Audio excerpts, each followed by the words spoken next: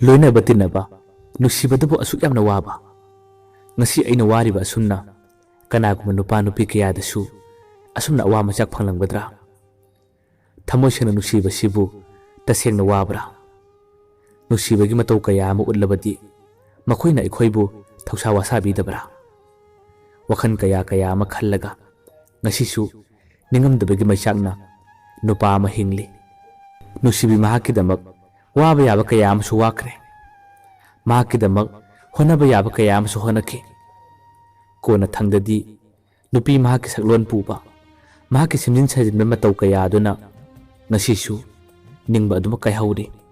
adumak pendana lehawri karigidamak mahakna ingonda sanariba mahakna ingonda laknariba mahaki asengba haidokpada karigi aina mabu nuksiroi karigi aina mabu thajaroi karigi simjin sajinba wahi kaya ama hairaga mahakna aigi thamoiba pethahalibano punamaksin asi khanglakpadani ngasisu Susil ningamdaba pendaba kaya ama phawri Susil amadi Resmagi punsida kari thokiba ngasi amuk tabirasi wari anauba ama Imphaldagi kilometer 35 chalaga leiba khungang amagi warini mafam aduda ningtamna harau tayamna chawrakhiba Susil mahak sana khonabada hena thawai yaujaba masa fitness oina lejaba nupa macha amani morning gi matam ayambada mahakna yahungan haugatuna makhoigi khungi lampak aduda nungti gi chen chungduna sanajai makhoigi khullado kharadi chawi part 1 2 3 haiduna khaidoi mahakna nungti numit khudingi sanaba hakjang sajal toba matam aduda makhoigi khul adumaktadagi Resma makhoigi mamanabi amani gadi nungti numit khudingi makhoi morning gi matamda tuition toba chatle Susilna hakjang sajal toriba lampak ado phawraga hek chatpani mahana sanariba matau adu ubada nupi sing aduna Susilba hekta malaknai makhoi hanana sak khangnaba kauna ngangnaba miyosing amata natte nupi na masing yamlabadi makhoi ni hena mai kali habaduni Susil matom tu oibaduda makhoi ahum changlaga nuti numit khudingi Susilba laknaba tatana tawi makhoi na nuti ge aduma laknaba na Susil su hena wakhan nungairakli nuti numit khudingi hena yahunganingba nganna sanaba thoningba amasu phawrakli mahana sanaba matam ayambadadi mamanabi singna Susilba hekta malaknari nungti numit khudingi Susil nongma nongmagi kariguma wakhallama tatana sum khanba horakli nongmagi numil amadadi Susilna sanaraga leiringai numil adudi Resmadi yaudre mamanabi aniduna lakku matamda makhoina Susilba kawrai tamo si masaksu yamna phajai aduga masa mawsu yamna phai tamobu kari sanabagi haiduna nupi yamana Susilda kawraki Susildo nupi duna aduna kawraga hairakpada mahak khajiktang di ikai kaisum sanadeda sum hakjang nungainaba haiduna sajel tawbani haiduna Susilna mukhumlaki nupi duna mo hairaki tamose khoi manabi amana yamna loina ningi tina ningi hai mabudi ngasi laktre tamobu phone paibra phone number amukta lawjaba yagadra haiduna nupi duna hairaki Susil su yani haiduna mahaki number pikre numitugi matungdagi mahak Resmaga wari khare khare sanaba horai makhoi ani ahanbadadi yamna chamna wari sanai nusinungwan gi wagadi makhoi ani matamduda amata kangthonatri nungti numit khudingi Resmana tusil halakku matamda Susilda dum phone tawrai Susilna su phone tawi makhoi ani nungti numit khudingi wari sanabana ngasidi tha ama khar hena wari sanai matam khara leiragadi Resma su makhoina morning na tamlama tuition base do Loikhare hanadi tuition lakku matam ayambada mahaka Susilga thengnabani wari sanabani hojikti tuition su loikhrabani na makhoi ani thengnaba wari sanaba morning matamda phangkhidre makhoi ani na morning matamda unaba phangdrabasu phone da wari sanaraga mamanabi singi matengdagi ꯃꯈꯣꯏ ꯑꯅꯤ ꯃꯔꯛ ꯃꯔꯛꯇ ꯎꯅꯍꯜꯂꯤ, ꯋꯥꯔꯤ ꯁꯥꯅꯍꯜꯂꯤ꯫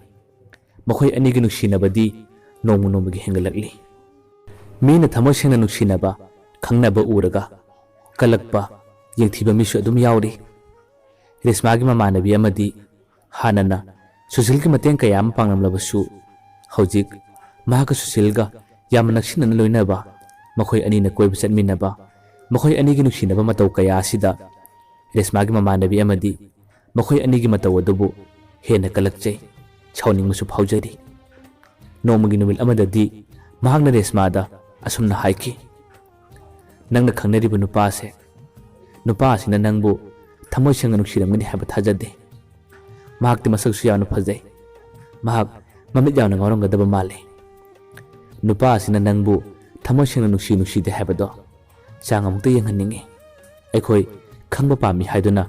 ꯔꯦꯁꯃꯥꯒꯤ ꯃꯃꯥꯟꯅꯕꯤ ꯑꯃꯅ ꯔꯦꯁꯃꯥꯗ ꯍꯥꯏꯔꯛꯄꯗꯒꯤ ꯔꯦꯁꯃꯥꯁꯨ ꯃꯃꯥꯟꯅꯕꯤꯁꯤꯡꯅ ꯍꯥꯏꯔꯛꯄꯅꯤꯅ ꯃꯈꯣꯏꯅ ꯍꯥꯏꯔꯤꯕꯗꯣ ꯆꯨꯝꯕ꯭ꯔꯥ ꯂꯥꯟꯕ꯭ꯔꯥ ꯌꯦꯡꯒꯦ ꯍꯥꯏꯗꯨꯅ ꯃꯍꯥꯛꯅ ꯁꯨꯁꯤꯜꯕꯨ ꯆꯥꯡ ꯌꯦꯡꯕ ꯍꯧꯔꯛꯈꯤ꯫ ꯁꯨꯁꯤꯜ ꯃꯈꯣꯏ ꯑꯅꯤꯒꯤ ꯅꯨꯡꯁꯤꯅꯕ ꯃꯇꯝ ꯀꯨꯏꯔꯛꯂꯕ, ꯁꯨꯁꯤꯜꯅ ꯃꯍꯥꯛꯄꯨꯁꯨ ꯍꯦꯟꯅ ꯅꯨꯡꯁꯤꯔꯛꯂꯦ ꯈꯪꯂꯕ ꯃꯇꯝ ꯑꯗꯨꯗ ꯅꯣꯡꯃ ꯔꯦꯁꯃꯥꯅ ꯁꯨꯁꯤꯜꯗ ꯑꯁꯨꯝꯅ ꯍꯥꯏꯔꯛꯈꯤ, "ꯇꯥꯃꯣ ꯁꯨꯁꯤꯜ, ꯉꯁꯤꯗꯤ ꯑꯩ ꯅꯪꯉꯣꯟꯗ ꯋꯥ ꯑꯃ ꯍꯥꯏꯒꯦ꯫ ꯅꯍꯥꯟ ꯃꯈꯩ ꯅꯪꯉꯣꯟꯗ ꯑꯩꯅ ꯍꯥꯏꯗꯣꯛꯇꯕꯅꯤ, ꯉꯁꯤꯗꯤ ꯍꯥꯏꯗꯣꯛꯂꯒꯦ" ꯍꯥꯏꯗꯨꯅ ꯔꯦꯁꯃꯥꯅ ꯌꯥꯝꯅ ꯃꯔꯨ ꯑꯣꯏꯕ ꯋꯥ ꯑꯃ ꯁꯥꯗꯨꯅ ꯍꯥꯏꯔꯛꯄ ꯃꯇꯝ ꯑꯗꯨꯗ ꯁꯨꯁꯤꯜ ꯌꯥꯝꯅ ꯄꯥꯈꯠꯈꯤ꯫ ꯁꯨꯁꯤꯜꯅ ꯍꯥꯏꯔꯛꯈꯤ, "ꯀꯔꯤ ꯋꯥꯅꯣ? ꯅꯍꯥꯟ ꯃꯈꯩ ꯅꯪꯅ ꯑꯩꯉꯣꯟꯗ ꯍꯥꯏꯗꯣꯛꯇꯕ ꯋꯥꯔꯥ? ꯀꯔꯤ ꯋꯥꯅꯣ? ꯌꯥꯝꯅ ꯊꯨꯅ ꯍꯥꯏꯔꯛꯑꯣ, ꯌꯥꯝꯅ ꯇꯥꯅꯤꯡꯉꯤ" ꯍꯥꯏꯗꯨꯅ ꯁꯨꯁꯤꯜꯅ ꯌꯥꯝꯅ ꯈꯣꯏꯔꯥꯡꯅ ꯔꯦꯁꯃꯥꯗ ꯍꯪꯉꯤ꯫ ꯔꯦꯁꯃꯥꯅ ꯑꯃꯨꯛ ꯇꯞꯅ ꯈꯨꯝꯂꯛꯏ, "ꯇꯥꯃꯣ ꯁꯨꯁꯤꯜ, ꯅꯈꯣꯏꯗ ꯑꯩꯅ ꯂꯩꯕ ꯃꯇꯝꯗ ꯅꯈꯣꯏꯒꯤ ꯃꯤꯅ ꯁꯣꯏꯗꯅ ꯑꯩꯕꯨ ꯄꯥꯝꯕꯤꯔꯣꯏ꯫ ꯉꯁꯤ ꯑꯩꯗꯤ ꯒꯨꯂꯤ ꯆꯥꯔꯒ ꯍꯤꯡꯂꯤꯕꯤꯅꯤ꯫ ꯅꯪꯉꯣꯟꯗ ꯑꯩꯅ ꯅꯍꯥꯟ ꯃꯈꯩ ꯍꯥꯏꯗꯣꯛꯇꯕꯅꯤ, ꯂꯩꯅꯥ ꯂꯩꯕꯤ ꯅꯨꯄꯤꯅꯤ ꯑꯩꯁꯦ." ꯔꯦꯁꯃꯥꯒꯤ ꯋꯥꯍꯩꯗꯨ ꯇꯥꯕ ꯃꯇꯝꯗ ꯁꯨꯁꯤꯜ ꯋꯥꯈꯜ ꯌꯥꯝꯅ ꯅꯨꯡꯉꯥꯏꯈꯤꯗꯦ꯫ ꯃꯍꯥꯛꯅ ꯑꯃꯨꯛ ꯍꯥꯏꯔꯛꯈꯤ, "ꯑꯦ, ꯀꯔꯤꯒꯤꯅꯣ ꯑꯗꯨꯗꯤ ꯅꯪꯅ ꯅꯍꯥꯟ ꯃꯈꯩ ꯑꯩꯉꯣꯟꯗ ꯍꯥꯏꯗ꯭ꯔꯤꯕ? ꯀꯔꯤ ꯑꯣꯏꯅ ꯉꯝꯗꯕꯅꯣ? ꯀꯔꯤ ꯂꯩꯅꯥꯅꯣ?" ꯍꯥꯏꯗꯨꯅ ꯁꯨꯁꯤꯜꯅ ꯑꯃꯨꯛ ꯍꯪꯂꯛꯈꯤ꯫ ꯔꯦꯁꯃꯥꯁꯨ ꯁꯦꯝꯖꯤꯟ ꯁꯥꯖꯤꯟꯕ ꯋꯥꯍꯩ ꯑꯣꯏꯕꯅ ꯃꯍꯥꯛꯅ ꯑꯃꯨꯛ ꯈꯨꯝꯂꯛꯏ, "ꯀꯔꯤ ꯑꯅꯥꯕꯅꯣ ꯍꯥꯏꯕꯗꯨꯗꯤ ꯈꯪꯗꯦ꯫ ꯊꯥ ꯈꯨꯗꯤꯡꯒꯤ ꯗꯣꯛꯇꯔꯗ ꯆꯦꯛ ꯆꯠꯂꯤ, ꯗꯣꯛꯇꯔꯅ ꯒꯨꯂꯤ ꯀꯌꯥ ꯑꯃ ꯏꯔꯛꯏ, ꯆꯥꯕꯒꯤ ꯃꯇꯝ ꯁꯣꯏꯕ ꯑꯃꯠꯇ ꯌꯥꯗꯦ꯫ ꯀꯔꯤꯒꯨꯝꯕ ꯍꯦꯛ ꯁꯣꯏꯕꯒ ꯒꯨꯂꯤ ꯆꯥꯕꯁꯦ ꯅꯧꯅ ꯑꯃꯨꯛ ꯃꯀꯣꯛꯇꯒꯤ ꯍꯧꯒꯗꯕꯅꯤ ꯍꯥꯏ꯫ ꯈꯪꯗꯦ, ꯌꯥꯝꯅ ꯂꯥꯏꯕꯛ ꯊꯤꯕꯤꯅꯤ ꯑꯩꯁꯦ" ꯍꯥꯏꯗꯨꯅ ꯔꯦꯁꯃꯥꯅ ꯌꯥꯝꯅ ꯋꯥꯈꯜ ꯅꯨꯡꯉꯥꯏꯇꯅ ꯇꯝꯂꯛꯄꯗꯣ ꯁꯨꯁꯤꯜꯅ ꯍꯦꯟꯅ ꯋꯥꯈꯜ ꯅꯨꯡꯉꯥꯏꯈꯤꯗꯦ꯫ ꯁꯨꯁꯤꯜ ꯐꯣꯟ ꯊꯝꯈ꯭ꯔꯕ ꯃꯇꯨꯡꯗ ꯅꯨꯃꯤꯠꯇꯨꯒꯤ ꯅꯨꯃꯤꯗꯥꯡ ꯑꯗꯣ ꯔꯦꯁꯃꯥꯒꯤꯗꯃꯛ ꯈꯟꯕꯗ ꯌꯥꯝꯅ ꯋꯥꯖꯈꯤ, ꯌꯥꯝꯅꯁꯨ ꯀꯞꯈꯤ꯫ ꯔꯦꯁꯃꯥꯅ ꯃꯉꯣꯟꯗ ꯒꯨꯂꯤ ꯆꯥꯔꯒ ꯍꯤꯡꯂꯤ, ꯂꯩꯅꯥ ꯂꯩꯕꯤꯅꯤ ꯍꯥꯏꯔꯛꯄ ꯋꯥꯍꯩ ꯑꯗꯨꯅ ꯁꯨꯁꯤꯜꯅ ꯃꯍꯥꯛꯄꯨ ꯅꯨꯡꯁꯤꯕ ꯍꯦꯟꯅ ꯍꯦꯜꯂꯛꯂꯤ꯫ ꯅꯣꯡꯃꯒꯤ ꯅꯨꯃꯤꯠ ꯑꯃꯗꯗꯤ ꯁꯨꯁꯤꯜꯅ ꯃꯉꯣꯟꯗ, "ꯅꯍꯥꯛꯅ ꯌꯦꯡꯂꯤꯕ ꯗꯣꯛꯇꯔ ꯑꯗꯨ ꯀꯅꯥꯅꯣ? ꯗꯣꯛꯇꯔꯗꯨꯒꯤ ꯃꯅꯥꯛꯇ ꯅꯪꯒ ꯑꯩꯒ ꯄꯨꯟꯅ ꯆꯠꯁꯤ ꯂꯥꯎ" ꯍꯥꯏꯗꯨꯅ ꯔꯦꯁꯃꯥꯗ ꯉꯔꯪ ꯉꯔꯪ ꯉꯪꯉꯤ꯫ ꯔꯦꯁꯃꯥꯗꯨ ꯌꯥꯗꯦ, "ꯅꯍꯥꯛ ꯂꯥꯛꯀꯅꯨ" ꯍꯥꯏꯗꯨꯅ ꯔꯦꯁꯃꯥꯅ ꯍꯥꯏ꯫ ꯁꯨꯁꯤꯜꯅ ꯌꯥꯗꯗꯨꯅ ꯅꯣꯡꯃ ꯔꯦꯁꯃꯥꯕꯨ ꯅꯪꯅ ꯌꯦꯡꯂꯤꯕ ꯗꯣꯛꯇꯔꯗꯨꯗ ꯆꯠꯁꯤ ꯂꯥꯎ ꯍꯥꯏꯗꯨꯅ ꯐꯥꯔꯒ ꯄꯨꯔꯛꯏ꯫ ꯔꯦꯁꯃꯥꯗꯤ ꯁꯥꯖꯤꯜꯂꯒ ꯍꯥꯏꯈꯤꯕ ꯋꯥ ꯑꯣꯏꯕꯅ ꯀꯔꯝꯕ ꯍꯣꯁꯄꯤꯇꯥꯜꯗꯕꯨ ꯆꯠꯀꯅꯤ? ꯔꯦꯁꯃꯥꯁꯨ ꯊꯧꯅꯥ ꯐꯅ ꯂꯥꯛꯑꯣ ꯆꯠꯁꯤ ꯍꯥꯏꯗꯨꯅ ꯃꯈꯣꯏ ꯑꯅꯤ ꯂꯝꯕꯤ ꯈꯔ ꯁꯥꯡꯅ ꯂꯥꯛꯂꯦ꯫ ꯃꯈꯣꯏꯒꯤ ꯈꯨꯜ ꯑꯗꯨꯗ ꯂꯩꯕ ꯍꯣꯁꯄꯤꯇꯥꯜ ꯑꯃꯗ ꯆꯪꯂꯦ꯫ ꯆꯪꯂꯒ ꯗꯣꯛꯇꯔꯒꯤ ꯃꯅꯥꯛꯇ ꯆꯪꯗ꯭ꯔꯤꯉꯩ ꯔꯦꯁꯃꯥꯅ ꯁꯨꯁꯤꯜꯗ ꯑꯁꯨꯝꯅ ꯍꯥꯏꯔꯛꯈꯤ, "ꯇꯥꯃꯣ ꯁꯨꯁꯤꯜ, ꯅꯪ ꯑꯩꯕꯨ ꯁꯥꯎꯒꯅꯨꯀꯣ, ꯅꯪꯉꯣꯟꯗ ꯑꯩꯅ ꯐꯥꯒꯤ ꯇꯧꯕꯅꯦ꯫ ꯅꯪꯅ ꯑꯩꯕꯨ ꯀꯌꯥꯝ ꯅꯨꯡꯁꯤꯒꯦ ꯅꯨꯡꯁꯤꯗꯦ ꯍꯥꯏꯗꯨꯅ ꯆꯥꯡ ꯌꯦꯡꯕꯅꯦ꯫ ꯅꯪ ꯑꯩꯕꯨ ꯋꯥꯔꯧꯕꯤꯅꯨꯀꯣ" ꯍꯥꯏꯗꯨꯅ ꯔꯦꯁꯃꯥꯅ ꯅꯣꯛꯐꯦꯠ ꯇꯧꯔꯒ ꯍꯥꯏꯔꯛꯈꯤ꯫ ꯔꯦꯁꯃꯥꯅ ꯑꯗꯨꯝꯅ ꯍꯥꯏꯔꯛꯄꯗꯣ ꯁꯨꯁꯤꯜ ꯁꯥꯎꯅꯤꯡꯕ ꯑꯃꯗꯤ ꯐꯥꯎꯈꯤ꯫ ꯃꯍꯥꯛꯅ ꯈꯔ ꯁꯥꯎꯅ ꯔꯦꯁꯃꯥꯗ ꯑꯁꯨꯝꯅ ꯍꯥꯏꯔꯛꯈꯤ, "ꯅꯪꯕꯨ ꯑꯩꯅ ꯅꯨꯡꯁꯤꯕꯁꯦ ꯐꯥꯒꯤ ꯃꯥꯟꯕ꯭ꯔꯥ? ꯅꯪꯅ ꯑꯩꯕꯨ ꯊꯥꯖꯗ꯭ꯔꯕꯗꯤ ꯌꯥꯔꯦ, ꯂꯩꯍꯧꯔꯣ꯫ ꯉꯁꯤꯗꯒꯤ ꯅꯪꯁꯨ ꯑꯩꯉꯣꯟꯗ ꯄꯥꯎ ꯐꯥꯎꯔꯛꯂꯅꯨ" ꯍꯥꯏꯗꯨꯅ ꯁꯨꯁꯤꯜ ꯈꯔ ꯁꯥꯎꯅ ꯆꯠꯈꯤ꯫ ꯅꯨꯃꯤꯠꯇꯨꯒꯤ ꯃꯇꯨꯡ ꯔꯦꯁꯃꯥꯅ ꯃꯥꯕꯨ ꯀꯌꯥꯔꯛ ꯍꯟꯅ ꯊꯦꯝꯖꯩ, ꯀꯌꯥꯔꯛ ꯍꯟꯅ ꯅꯣꯟꯖꯩ꯫ "ꯇꯥꯃꯣ ꯁꯨꯁꯤꯜ, ꯃꯇꯨꯡꯗ ꯑꯩ ꯅꯪꯉꯣꯟꯗ ꯃꯊꯣꯡ ꯆꯥꯗꯕ ꯐꯥꯒꯤ ꯇꯧꯖꯔꯔꯣꯏ" ꯍꯥꯏꯗꯨꯅ ꯁꯨꯁꯤꯜꯗ ꯈꯨꯔꯨꯝꯂꯒ ꯍꯥꯏꯖꯔꯦ꯫ ꯍꯧꯖꯤꯛ ꯑꯃꯨꯛ ꯃꯈꯣꯏ ꯑꯅꯤ ꯅꯨꯡꯁꯤꯅꯅ ꯂꯣꯏꯅꯔꯦ, ꯅꯨꯡꯁꯤꯅꯅ ꯈꯪꯅꯔꯦ꯫ ꯃꯇꯝ ꯈꯔ ꯂꯩꯔꯒ ꯔꯦꯁꯃꯥ ꯀ꯭ꯂꯥꯁ 12 ꯊꯥꯔꯝꯗꯥꯏꯒꯤ ꯃꯌꯥ ꯑꯣꯏꯕꯅ ꯊꯥ ꯑꯅꯤ ꯑꯍꯨꯝ ꯍꯦꯟꯅ ꯕꯣꯔꯗꯤꯡꯗ ꯂꯩꯈꯤ꯫ ꯊꯥ ꯑꯅꯤ ꯑꯍꯨꯝꯒꯤ ꯃꯇꯨꯡꯗ ꯃꯍꯥꯛ ꯀ꯭ꯂꯥꯁ 12 ꯊꯥꯕ ꯂꯣꯏꯔꯦ꯫ ꯀ꯭ꯂꯥꯁ 12 ꯂꯣꯏꯔꯕ ꯃꯇꯨꯡꯗ ꯃꯍꯥꯛ ꯌꯨꯝꯗ ꯊꯣꯔꯛꯂꯦ꯫ ꯊꯥ ꯑꯅꯤ ꯑꯍꯨꯝ ꯑꯗꯣ ꯃꯍꯥꯛꯀ ꯁꯨꯁꯤꯜꯒ ꯃꯇꯝ ꯀꯨꯏꯅ ꯄꯥꯎ ꯐꯥꯎꯅꯈꯤꯗꯦ꯫ ꯃꯍꯥꯛꯅ ꯌꯨꯝꯗ ꯂꯩꯔꯕ ꯃꯇꯝꯗ ꯃꯍꯥꯛꯅ ꯍꯌꯦꯡꯗꯤ ꯇꯥꯃꯣ ꯁꯨꯁꯤꯜꯒ ꯑꯃꯨꯛꯀ ꯊꯦꯡꯅꯒꯦ ꯍꯥꯏꯗꯨꯅ ꯃꯍꯥꯛ ꯐꯣꯟ ꯇꯧꯒꯦ ꯇꯧꯏ꯫ ꯃꯍꯥꯛꯅ ꯐꯣꯟ ꯇꯧꯒꯦ ꯇꯧꯔꯤꯉꯩ ꯃꯃꯥꯟꯅꯕꯤꯅ ꯑꯁꯨꯝꯅ ꯍꯥꯏꯔꯛꯈꯤ, ꯉꯥꯏꯈꯣ, ꯅꯪꯅ ꯐꯣꯟ ꯇꯧꯗ꯭ꯔꯤꯉꯩ ꯇꯥꯃꯣ ꯁꯨꯁꯤꯜꯗ ꯑꯩ ꯐꯣꯟ ꯇꯧꯔꯒ ꯋꯥ ꯑꯃ ꯍꯥꯏꯒꯦ, ꯅꯪ ꯑꯩꯅ ꯍꯥꯏꯔꯤꯕꯁꯤ ꯌꯥꯎ ꯍꯥꯏꯗꯨꯅ ꯃꯃꯥꯟꯅꯕꯤꯗꯨꯅ ꯔꯦꯁꯃꯥꯗ ꯍꯥꯏꯔꯛꯈꯤ꯫ ꯔꯦꯁꯃꯥꯅ ꯀꯔꯤ ꯋꯥꯅꯣ? ꯃꯃꯥꯟꯅꯕꯤꯗꯨꯅ ꯈꯨꯝꯂꯛꯏ, ꯑꯩ ꯃꯉꯣꯟꯗ ꯆꯥꯡꯌꯦꯡ ꯑꯃ ꯌꯦꯡꯉꯨ꯫ ꯋꯥꯍꯩ ꯑꯁꯤ ꯍꯥꯏꯔꯗꯨꯅ ꯃꯃꯥꯟꯅꯕꯤꯅ ꯃꯍꯥꯛꯀꯤ ꯐꯣꯟꯗꯒꯤ ꯁꯨꯁꯤꯜꯗ ꯐꯣꯟ ꯇꯧꯔꯦ꯫ ꯁꯨꯁꯤꯜꯅ ꯐꯣꯟ ꯄꯥꯏꯔꯛꯄ ꯃꯇꯝꯗ ꯃꯍꯥꯛꯅ ꯈꯔ ꯄꯥꯈꯠꯂꯞ ꯇꯧꯅ, ꯇꯥꯃꯣ ꯁꯨꯁꯤꯜ, ꯉꯁꯤ ꯅꯨꯡꯊꯤꯜ ꯑꯁꯦ ꯅꯍꯥꯛꯀ ꯄꯨꯟꯅ ꯊꯦꯡꯅꯒꯦ ꯇꯧꯔꯝꯕꯅꯦ꯫ ꯑꯩꯈꯣꯏ ꯊꯣꯡꯒꯥꯜ ꯊꯣꯔꯛꯄ ꯃꯇꯝꯗ ꯑꯩꯈꯣꯏ ꯏꯃꯥꯟꯅꯕꯤ ꯔꯦꯁꯃꯥꯗꯣ ꯃꯍꯥꯛꯀു ꯄꯥꯝꯖꯕ ꯅꯨꯄꯥ ꯑꯃꯈꯛꯅ ꯐꯥꯔꯒ ꯆꯦꯟꯈ꯭ꯔꯦ꯫ ꯋꯥꯍꯩ ꯑꯁꯤ ꯇꯥꯕ ꯃꯇꯝꯗ ꯁꯨꯁꯤꯜ ꯊꯥꯖꯈꯤꯗꯦ꯫ ꯊꯃꯣꯏ ꯌꯥꯝꯅ ꯁꯣꯛꯈꯤ꯫ ꯌꯥꯝꯅ ꯄꯥꯈꯠꯅ, ꯅꯨꯄꯥꯗꯤ ꯀꯗꯥꯏꯗꯒꯤꯅꯣ? ꯀꯌꯥꯝ ꯀꯨꯏꯔꯦ ꯐꯥꯈꯤꯕ? ꯀꯔꯝꯕ ꯂꯝꯕꯤꯗ ꯆꯠꯈꯤ? ꯍꯥꯏꯗꯨꯅ ꯌꯥꯝꯅ ꯄꯥꯈꯠꯅ ꯍꯪꯉꯤ꯫ ꯃꯃꯥꯟꯅꯕꯤꯗꯨꯅ ꯍꯥꯏꯔꯛꯈꯤ, ꯈꯪꯗꯦ, ꯃꯤ ꯈꯔꯗꯤ ꯃꯈꯣꯏꯕꯨ ꯇꯥꯟꯅꯈꯤ, ꯐꯪꯕ ꯀꯧꯕꯗꯤ ꯂꯩꯇ꯭ꯔꯦ, ꯀꯗꯥꯏꯗ ꯂꯣꯠꯈꯤꯕꯅꯣ ꯈꯪꯗ꯭ꯔꯦ, ꯑꯩꯈꯣꯏꯁꯨ ꯑꯁꯣꯝꯗ ꯄꯥꯈꯠꯄꯅ ꯂꯣꯏꯔꯦ ꯍꯥꯏꯗꯨꯅ ꯅꯨꯄꯤ ꯑꯗꯨꯅ ꯁꯨꯁꯤꯜꯗ ꯌꯥꯝꯅ ꯊꯥꯖꯅ ꯄꯥꯎ ꯑꯃ ꯇꯝꯂꯛꯄꯗ ꯁꯨꯁꯤꯜ ꯊꯃꯣꯏ ꯁꯣꯛꯅ ꯀꯞꯂꯛꯈꯤ꯫ ꯃꯍꯥꯛꯅ ꯀꯞꯂꯤꯉꯩ ꯃꯤꯀꯨꯞ ꯑꯗꯨꯗ ꯃꯃꯥꯟꯅꯕꯤ ꯐꯣꯟ ꯀꯛꯈ꯭ꯔꯦ꯫ ꯐꯣꯟ ꯀꯛꯊꯠꯂꯕ ꯃꯇꯨꯡꯗ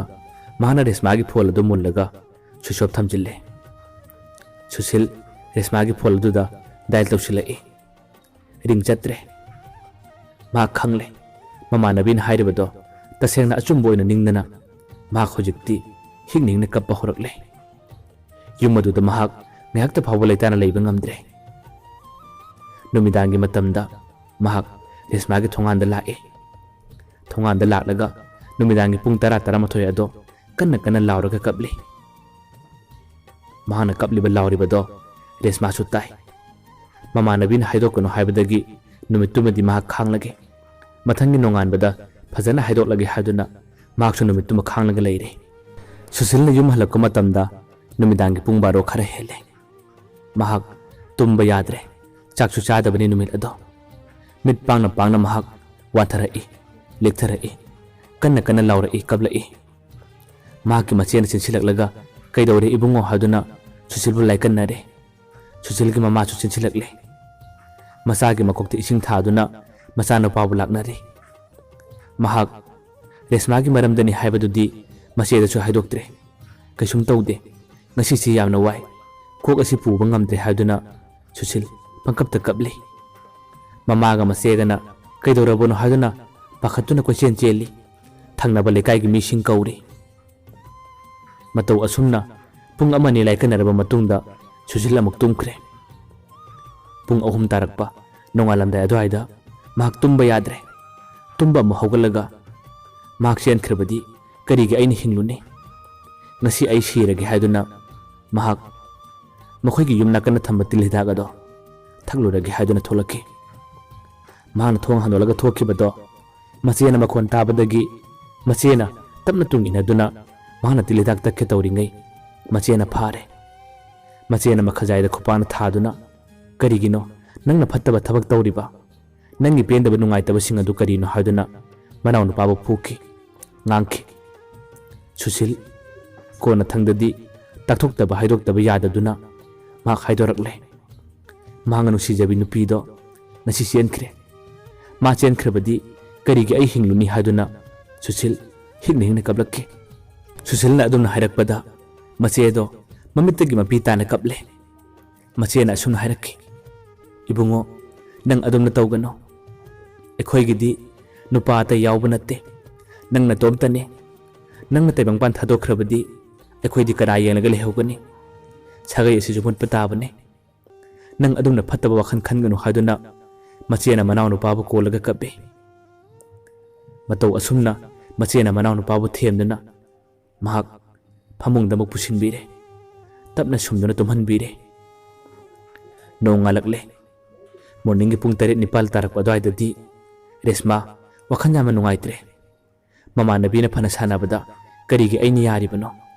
Mamang nasu asumna sanabada ma kaiga khana khrabane. Hujikti bangonda phone tawraga wa aseng ma haidolage haiduna Resma na Susil da phone tawrae. Susil na phone parakte. Susil gi mache na phone parae. Mache na hello kanano haiduna hangi. Resma na hairaki. Tamo Susil leibra phone lamakta bahen birao.